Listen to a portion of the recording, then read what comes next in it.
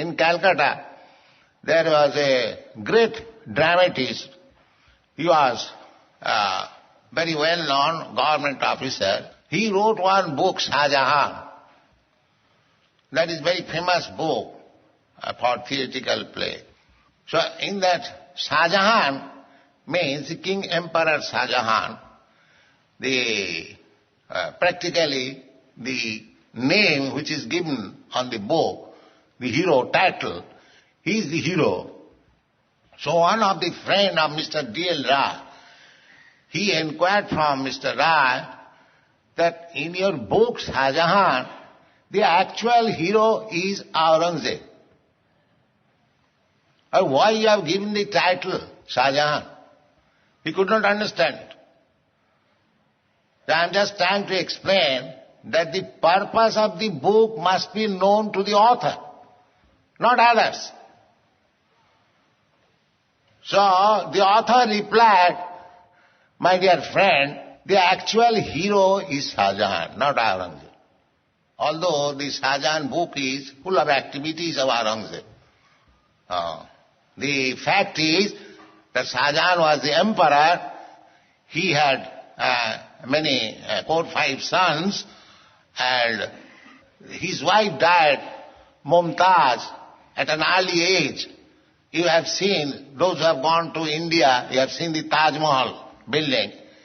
That building was constructed in the memory of that Mumtaz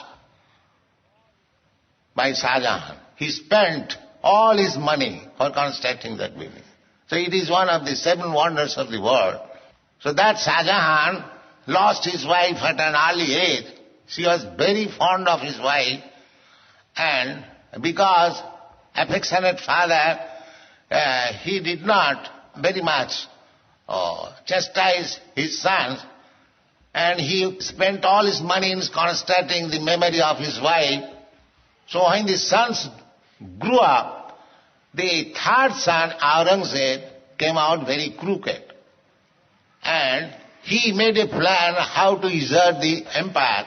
He killed his elder brother and other brothers. He arrested his father, Shahjahan. Said, this is the book subject matter, Shahjahan. So whole activities. But the author says that Aurangzeb is not the hero. Hero is Shahjahan. Then he explained why. Now because Shahjahan was living, sitting in the Agra fort as a prisoner, and all the reactions of Aurangzeb's activities, killing of his other sons, usurping the empire, that was beating on his heart. Therefore he was suffering. He is the hero. So this is an example. The author of a book knows very well what is the purpose of that book.